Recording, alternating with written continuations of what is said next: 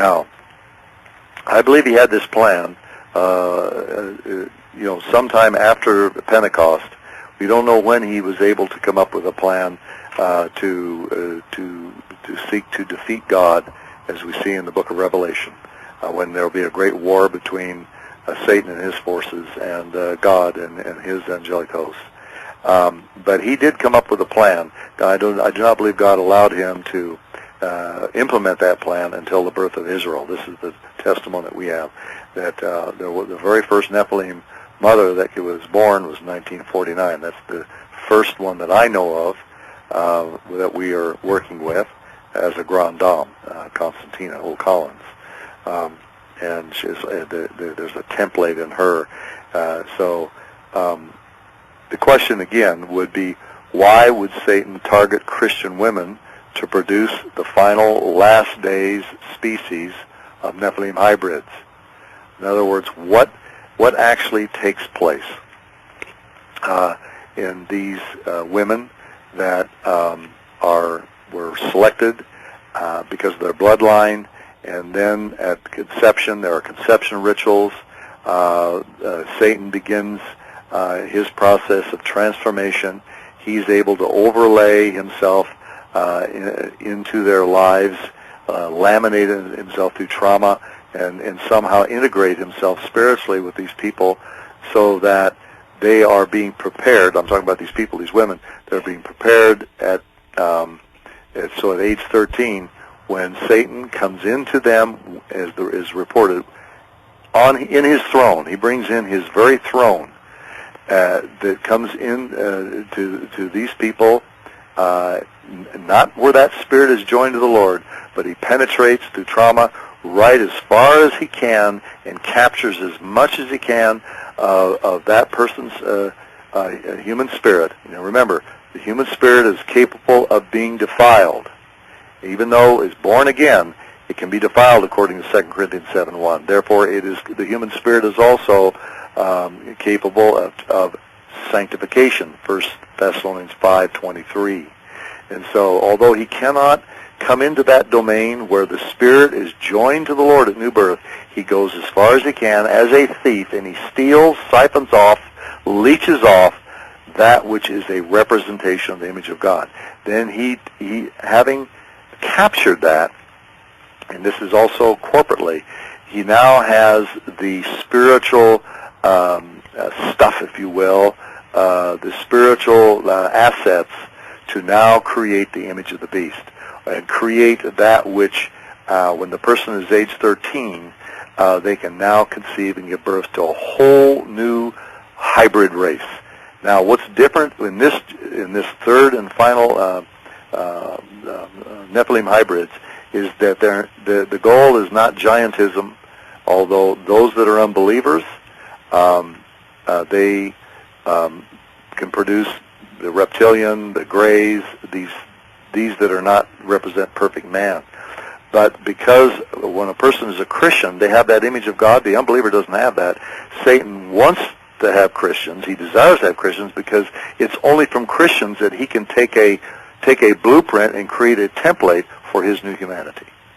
He does it as a thief, John 10:10. Okay, so this is mentioned by the ladies as we have done an interview, in the last couple of days, and they describe what takes place at new birth, and how that capturing comes in. I mean, the adversary comes in and is able to sequester that through trauma and dissociation, and even though that which is joined to the Lord, 1 Corinthians 6 verse 17, he will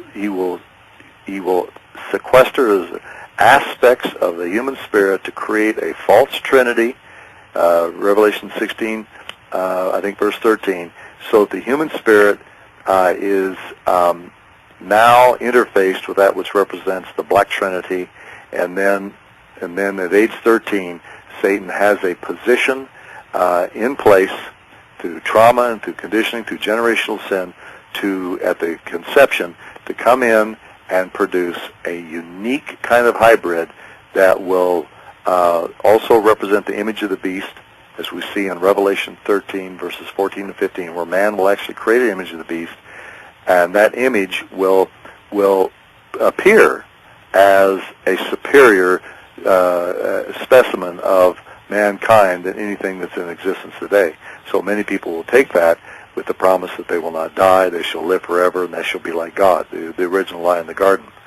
So what I would like to do, if we could just move into the second phase of, or I should say the second part of this interview, where we discuss this message that I just gave, which I gave to the ladies, and when we were together a couple days ago, then I wanted them to respond and describe what happened to them when they conceived at age 13 to produce a hybrid offspring. Now, sometimes there's a little noise in the background because of the microphone. I'm passing it from person to person, so you will hear that from time to time. And I couldn't avoid that, but you'll be able to hear this. You'll be able to hear their response to this message that you just heard, and you'll be able to hear from their own mouths, their own testimony of what this means to them and how they understand this generation as being unique. That the hybrids that are being born today are the same manner as in Genesis 6. That is the result of fornication. Only now Satan is involved, and the offspring is unique. It is the prototype of Homo noeticus. So, Georgianne, do you want to switch over to part 2? And yes. Would that be all right to do that now? Yes, we will move to part 2 of SRA Nephilim Mother Update, part 6B. We'll move now.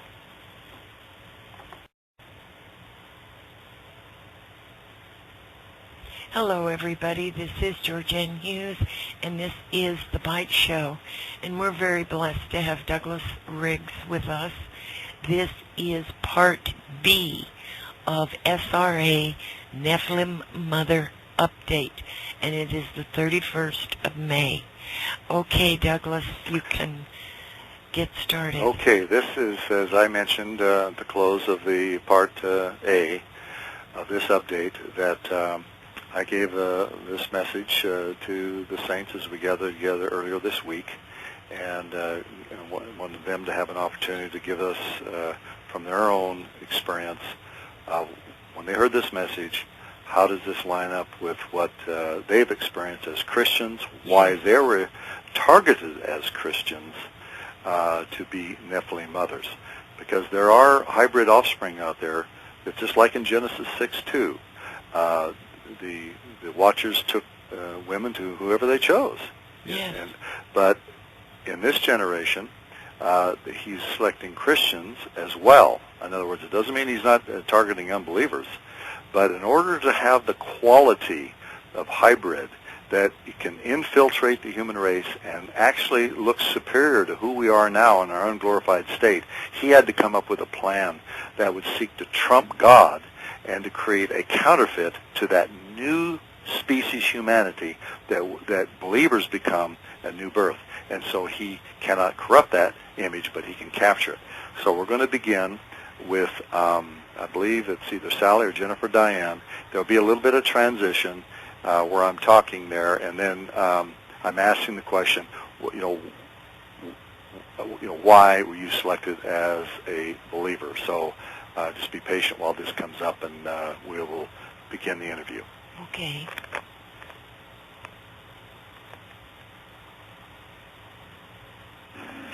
You have described that at new birth there's something that happens, that the human spirit is more elastic, and with an unbeliever, Satan cannot do this because it would kill them, whereas in Genesis 6 they didn't die, to produce hybrids there. But to create the kind of hybrid that he is creating now requires him to capture something that involves the new birth processes we looked at. Can you just give us your take, and then anyone? I know Sally and I have discussed this in the past, and I can't remember if we've talked about this with some of you others. But could you just comment on that, what you understand? Okay. Basically, Doug explained it really well already, but from just in doing the work, I was able to see how at the point of new birth, then so when you're born, there's that death, that deadness and trespasses and sin, and it's the image of Adam, basically. And so at new birth, then, when if Christ comes in, then it's like the spirit becomes alive again.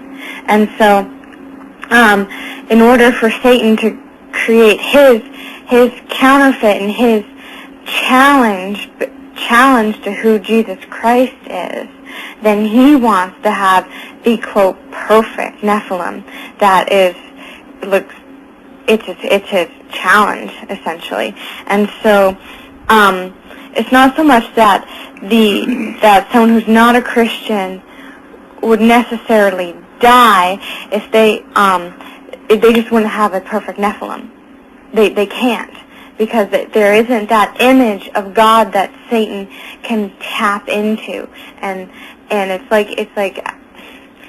like at new birth, then he starts sequestering it off. So then at the point of conception, he can come as close as he can and capture that image and it's almost like he takes takes a picture of it, or makes it like part of the DNA of this new Nephilim to have this perfect one. But it is a counterfeit, and he's using that image of God to do it, which you can't do in non-Christians. And so also in a way that it differs from Genesis is that, at least I don't think it's mentioned in Genesis, that Satan is actually involved now. And that's where I think that a non-Christian would probably die, is to have a connection with Satan. Whereas Christians, there's that where the Lord really does take it so that you don't die. Anyway, I hope that made sense. Anyone else? Anyone else have any comments on? I would concur with what Jennifer Diane said. This is Sally, and I would just add that we began this work in 1990 and began very early on in the early 90s, saw that I came to know Jesus Christ at age, at a very, very, very young age, and it's almost as if the cult precipitated it and sealed it at age 2, and then began to see that part of that reason was because of the image. Everything is centered around the image. As man is created in the image of God, therefore Satan can only steal what God has done. And so he wanted to produce his new man and his perfect man.